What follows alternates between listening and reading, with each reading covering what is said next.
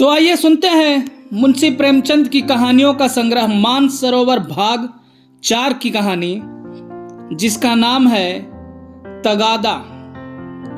सेठ चेताराम ने स्नान किया, शिव जी को जल चढ़ाया, 2 दाने मिर्च चबाए, 2 लोटे पानी पिया और सोटा लेकर तगादे पर चले। सेठ जी की उम्र कोई 50 की थी। सिर के बाल झड़ गए थे और खोपड़ी ऐसी साफ सुथरी निकल आई थी जैसे ऊसर खेत। आपकी आंखें थी तो छोटी लेकिन बिल्कुल गोल। चेहरे के नीचे पेट था और पेट के नीचे टांगे, मानो किसी पीपे में 2 मेख गाड़ दी गई हो।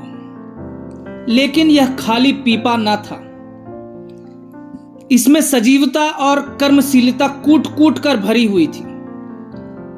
किसी बाकीदार असामी के सामने इस पीपे का उछलना कूदना और पैंतरे बदलना देखकर किसी नट का चिगिया भी लज्जित हो जाता।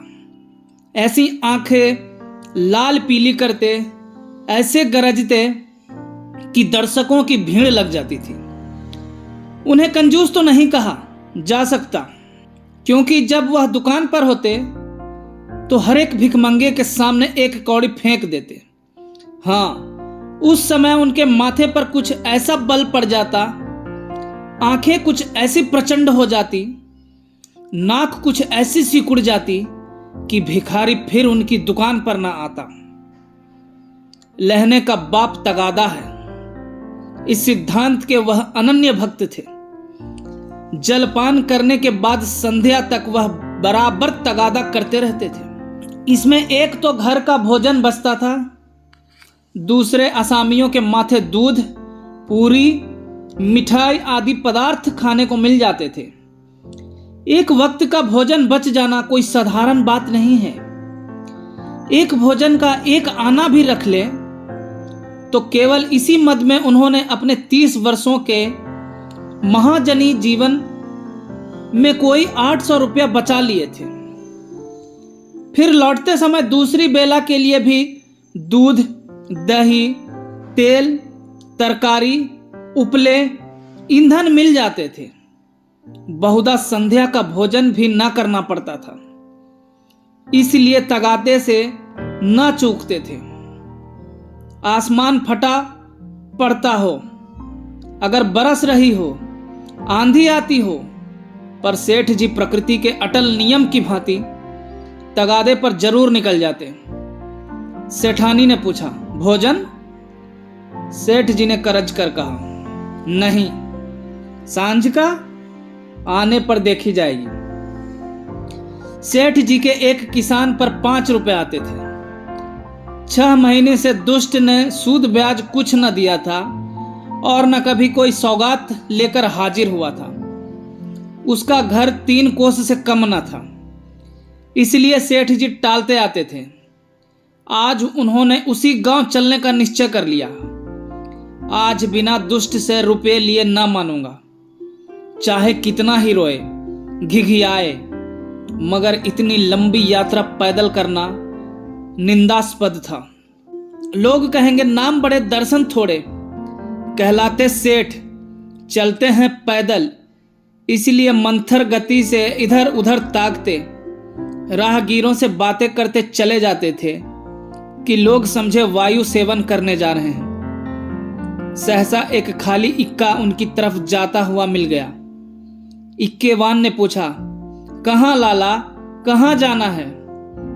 सेठ जी ने कहा, जाता तो कहीं नहीं है, 2 परग तो और है, लेकिन लाओ बैठ जाएं। इक्के वाले ने चुभती हुई आंखों से सेठ जी को देखा। सेठ जी ने भी अपनी लाल आंखों से उसे घूरा। दोनों समझ गए, आज लोहे के चने चबाने पड़ेंगे। इक्का चला। सेठ जी ने पहला वार किया, कहाँ घर है मियाँ साहब? घर कहाँ है हुजूर, जहां पढ़ रहा हूं वहीं घर है। जब घर था तब था, अब तो बेघर बेदर हूं, और सबसे बड़ी बात यह है कि बेपर हूं। तकदीर ने पर काट लिए। लंडूरा बनाकर छोड़ दिया। मेरे दादा नवाबी में चलकेदार थे हुजूर, 7 जिले के मालिक, जिसे चाहे तोप दम कर दें, फांसी पर लटका दें। निकलने के पहले लाखों की थैलियां नजर चढ़ जाती थी हुजूर। नवाब साहब भाई की तरह मानते थे। एक दिन वह थे, एक दिन यह है कि हम आप लोगों की गुलामी कर रहे हैं। दिनों का फेर है। सेठ जी को हाथ मिलाते ही मालूम हो गया, पक्का फिकायत है, अखाड़ेबाज, इसी से पेश पाना मुश्किल है। पर अब तो कुश्ती बद गई थी। अखाड़े में उतर पड़े थे। बोले, तो यह कहो कि बादशाही घराने के हो। यह सूरत ही गवाही दे रही है। दिनों का फेर है भाई, सब दिन बराबर नहीं जाते। हमारे यहाँ लक्ष्मी को चंचला कहते हैं, बराबर चलती रहती है। आज मेरे घर, कल तुम्हारे घर। तुम्हारे दादा ने रुपये तो खूब छोड़े होंगे। इक्के वाला, अरे सेठ, उस दौलत का कोई हिसाब न था। ना जाने कितने तहखाने भरे हुए थे। बोरों में सोने चांदी के डले रखे हुए थे। जवाहरात टोकरियों में भरे पड़े थे। एक एक पत्थर 50-50 लाख का। चमक दमक ऐसी थी कि चिराग मात। मगर तकदीर भी तो कोई चीज है। इधर दादा का 40वां हुआ, उधर नवाबी बुर्द हुई। सारा खजाना लुट गया। छकड़ों पर लाद लाद कर लोग जवाहरत ले गए। फिर भी घर में इतना बच रहा था कि अब्बा जान ने जिंदगी भर ऐश किया। ऐसा ऐश किया कि क्या कोई भकुआ करेगा। 16 कहारों के सुखपाल पर निकलते थे। आगे पीछे चौबदार दौड़ते चलते थे। फिर भी मेरे गुजर भर को उन्होंने बहुत छोड़ा। अगर हिसाब किताब से रहता तो आज भला आदमी होता, लेकिन रईस का बेटा रईस ही तो होगा। एक बोतल चढ़ाकर बिस्तर से उठता था। रात भर पूरे मुजरे होते रहते थे। क्या जानता था एक दिन यह ठोकरें खानी पड़ेगी। सेठ, अल्लाह मियाँ का शुक्र करो भाई कि ईमानदारी से अपने बाल बच्चों की परवरिश तो करते हो। नहीं तो हमारे तुम्हारे कितने ही भाई रात दिन कुकर्म करते रहते हैं, फिर भी दाने दाने को मुहताज रहते हैं। ईमान की सलामती चाहिए, नहीं दिन तो सभी के कट जाते हैं। दूध रोटी खाकर कटे तो क्या, सूखे चने चबाकर कटे तो क्या। बड़ी बात तो ईमान है। मुझे तो तुम्हारी सूरत देखते ही मालूम हो गया था कि नीयत के साफ सच्चे आदमी हो।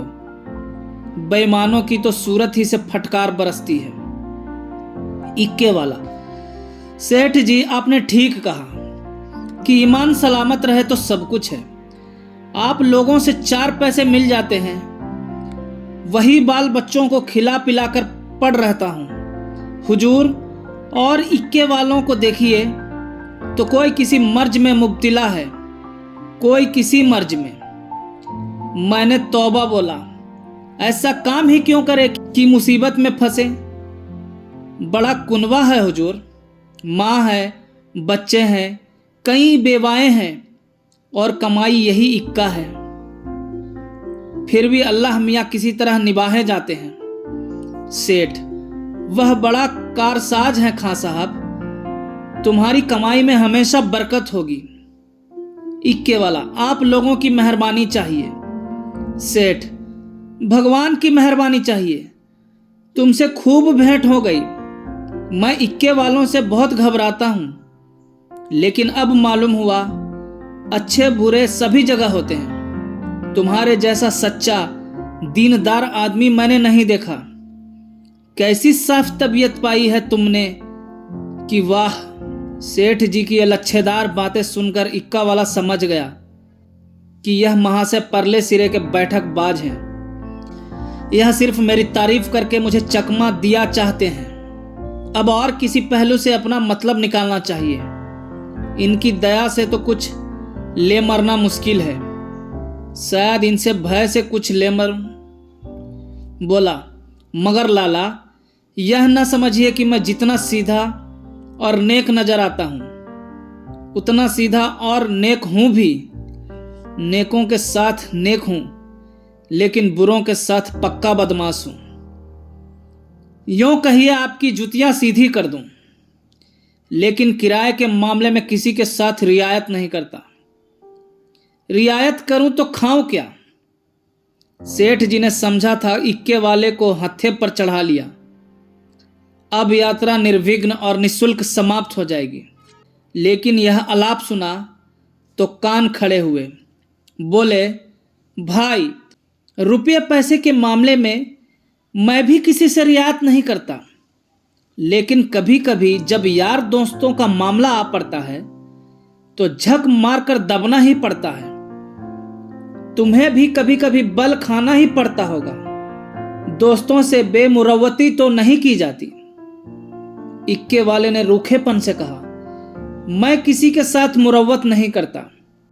मुरव्वत का सबक तो उस्ताद ने पढ़ाया ही नहीं। एक ही चंचल हूं, मजाल क्या कि कोई एक पैसा दबा ले। घर वाली तक को तो मैं एक पैसा देता नहीं, दूसरों की बात ही क्या है।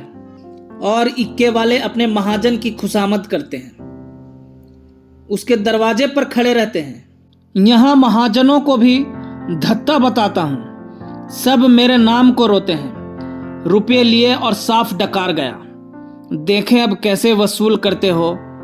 बच्चा, नालिश करो, घर में क्या धरा है जो ले लोगे। सेठ जी को मानो जूड़ी चढ़ाई। समझ गए यह शैतान बिना पैसे लिए ना मानेगा। जानते कि यह विपत्ति गले पड़ेगी तो भूल कर भी इक्के पर पांव न रखते। इतनी दूर पैदल चलने में कौन पैर टूट जाते थे। अगर इस तरह रोज पैसे देने पड़े तो फिर लेन देन कर चुका। सेठ जी भक्त जीव थे। शिव जी को जल चढ़ाने में जब से होश संभाला एक नागा भी न किया। क्या भक्त वत्सल शंकर भगवान इस अवसर पर मेरी सहायता न करेंगे? इष्ट देव का सुमिरन करके बोले, खां साहब, और किसी से चाहे न दबो, पर पुलिस से तो दबना ही पड़ता होगा। वह तो किसी के सगे नहीं होते। इक्के वाले ने कहा, मारा कभी नहीं, उनसे उल्टे और कुछ न कुछ वसूल करता हूं। जहां कोई शिकार मिला झट सस्ते भाड़े बैठाता हूं और थाने पर पहुंचा देता हूं। किराया भी मिल जाता है और इनाम भी। क्या मजाल कि कोई बोल सके। लाइसन नहीं लिया आज तक, लाइसन। मजे में सदर में इक्का दौड़ाता फिरता हूं, कोई साला चू नहीं कर सकता। मेले ठेलों में अपनी खूब बनाती है। अच्छे अच्छे माल चुनकर कोतवाली पहुंचाता हूं। वहां कौन किसी की दाल गलती है। जिसे चाहे रोक ले। 1 दिन, 2 दिन, 3 दिन, 20 बहाने हैं। कह दिया शक था कि यह औरत को भगाए लिए जाता था। फिर कौन बोल सकता है। साहब भी छोड़ना चाहे तो नहीं छोड़ सकते। मुझे सीधा ना समझिएगा, एक ही हरामी हूं। सवारियों से पहले किराया तय नहीं करता। ठिकाने पर पहुंचकर 1 के 2 लेता हूं। जरा भी चीज चपड़ किया तो आस्तीन चढ़ा, पैंतरे बदल कर खड़ा हो जाता हूं। फिर कौन है जो सामने ठहर सके। सेठ जी को रोमांच हो आया। हाथ में एक सोटा तो था, पर उसका व्यवहार करने की शक्ति का उनमें अभाव था। आज बुरे फंसे। ना जाने किस मनहूस का मुंह देखकर घर से चले थे। कहीं यह दुष्ट उलझ पड़े तो 10-5 दिन हल्दी सौंठ पीना पड़े। अब से भी कुशल है यहां उतर जाऊं तो बच जाए वही सही। भीगी बिल्ली बनकर बोले, अच्छा अब रोक लो खां साहब, मेरा गांव आ गया, बोलो तुम्हें क्या दे दूं।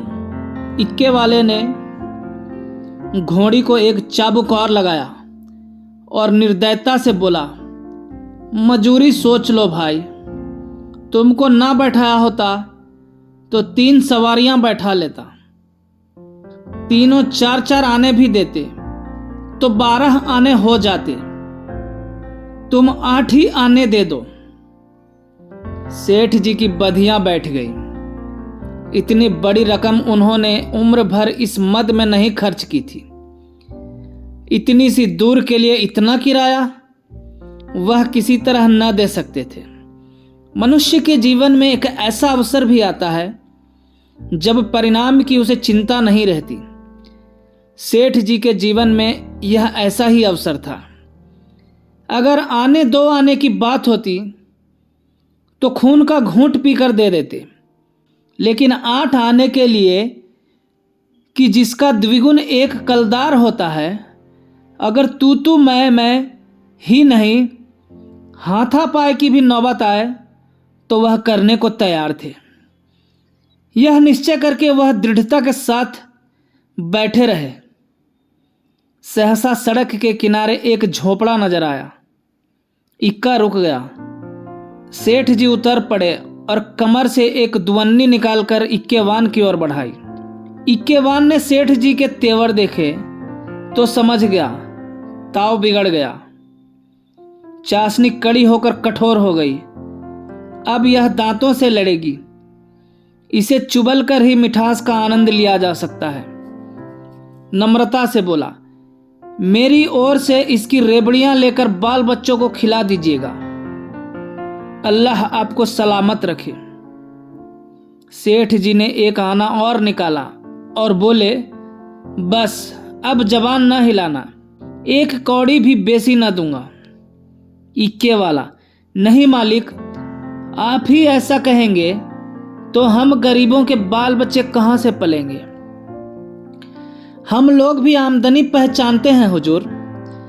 इतने में झोपड़ी में से एक स्त्री गुलाबी साड़ी पहने पान चबाती हुई निकल आई और बोली, आज बड़ी देर लगाई।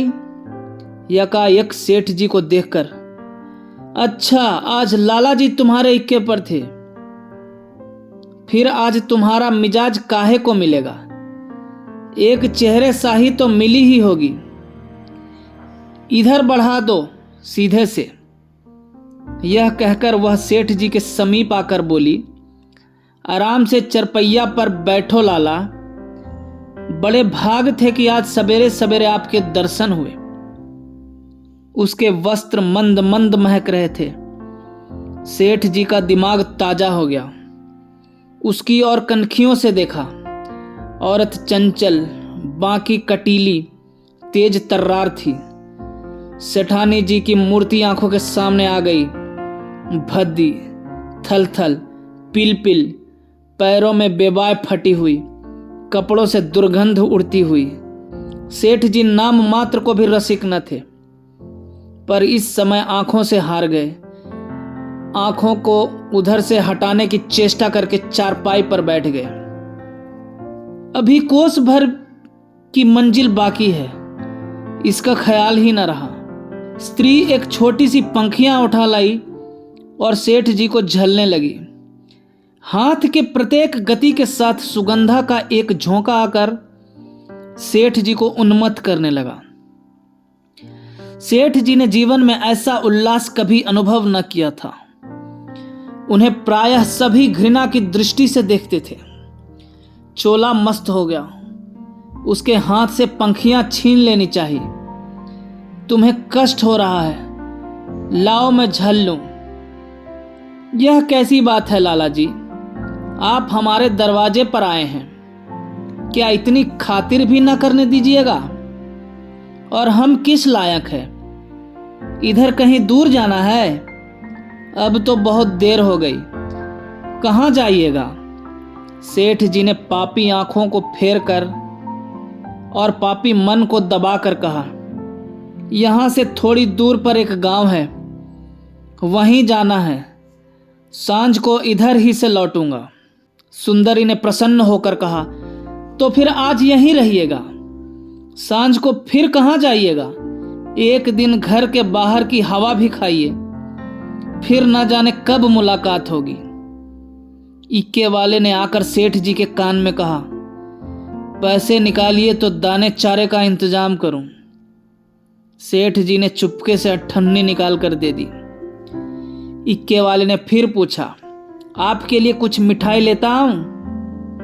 यहां आपके लायक मिठाई तो क्या मिलेगी, हाँ मुंह मीठा हो जाएगा। सेठ जी बोले, मेरे लिए कोई जरूरत नहीं, हाँ बच्चों के लिए यह 4 आने की मिठाई लिवाते आना। चवन्नी निकालकर सेठ जी ने उसके सामने ऐसे गर्व से फेंकी मानो इसकी उनके सामने कोई हकीकत नहीं है। सुंदरी के मुंह का भाव तो देखना चाहते थे, पर डरते थे कि कहीं वह यह ना समझे लाला चवन्नी क्या दे रहे हैं, मानो किसी को मोल ले रहे हैं। इक्के वाला चवन्नी उठाकर जा ही रहा था कि सुंदरी ने कहा, सेठ जी की चवन्नी लौटा दो। लपक कर उठा ली, शर्म नहीं आती? यह मुझसे रुपए ले लो, 8 आने की ताजी मिठाई बनवा कर लाओ। उसने रुपया निकाल कर फेंका। सेठ जी मारे लाज के गड़ गए। एक इक्केवान की भठियारिन, जिसके टके की भी औकात नहीं, इतनी खातिरदारी करे कि उनके लिए पूरा रुपया निकाल कर दे दे। यह भला वह कैसे सह सकते थे? बोले, नहीं नहीं, यह नहीं हो सकता, तुम अपना रुपया रख लो। रसिक आंखों को तृप्त करके, मैं रुपया दिए देता हूं, यह लो, 8 आने की ले लेना। इक्केवान तो उधर मिठाई और दाना चारे की फिक्र में चला। इधर सुंदरी ने सेठ से कहा, वह तो अभी देर में आएगा लाला, तब तक पान तो खाओ। सेठ जी ने इधर उधर ताक कर कहा, यहां तो कोई तंबोल नहीं है। सुंदरी उनकी ओर कटाक्षपूर्ण नेत्रों से देखकर बोली, क्या मेरे लगाए पान तंबोली के पानों से भी खराब होंगे? सेठ जी ने लज्जित होकर कहा, नहीं नहीं, यह बात नहीं, तुम मुसलमान हो ना? सुंदरी ने विनोदमय आग्रह से कहा, खुदा की कसम, इसी बात पर मैं तुम्हें पान खिलाकर छोड़ूंगी। यह कहकर उसने पानदान से एक बीड़ा निकाला और सेठ जी की तरफ चली। सेठ जी ने 1 मिनट तक तो हाँ हाँ किया, फिर दोनों हाथ बढ़ाकर उसे हटाने की चेष्टा की, फिर जोर से दोनों ओंठ बंद कर लिए, पर जब सुंदरी किसी तरह ना मानी तो सेठ जी अपना धर्म लेकर बेतहाशा भागे। सोंटा वहीं चारपाई पर रह गया। 20 कदम पर जाकर आप रुक गए और हाँफ कर बोले, देखो इस तरह किसी का धर्म नहीं लिया जाता। हम लोग तुम्हारा छुआ पानी पी लें तो धर्म भ्रष्ट हो जाए। सुंदरी ने फिर दौड़ाया। सेठ जी फिर भागे। इधर 50 वर्ष से उन्हें इस तरह भागने का अवसर न पड़ा था। धोती खिसक कर गिरने लगी, मगर इतना अवकाश न था कि धोती बांध ले। बेचारे धर्म को कंधों पर रख दौड़े चले जाते थे। ना मालूम कब कमर से रुपयों का बटुआ खिसक पड़ा। जब एक 50 कदम पर फिर रुके और धोती ऊपर उठाई तो बटुआ नदारद। पीछे फिर कर देखा, सुंदरी हाथ में बटुआ लिए उन्हें दिखा रही थी और इशारे से बुला रही थी, मगर सेठ जी को धर्म रुपये से कहीं प्यारा था। 2-4 कदम चले, फिर रुक गए। एकाएक धर्म बुद्धि ने डांट बताई, थोड़े रुपए के लिए धर्म छोड़ देते हो? रुपए बहुत मिलेंगे, धर्म कहाँ मिलेगा? यह सोचते हुए वह अपनी राह चले, जैसे कोई कुत्ता झगड़ालू कुत्तों के बीच से आहत दुम दबाए भागा जाता हो और बार बार पीछे फिर कर देख लेता हो कि कहीं वे दुष्ट आ तो नहीं रहे हैं। धन्यवाद।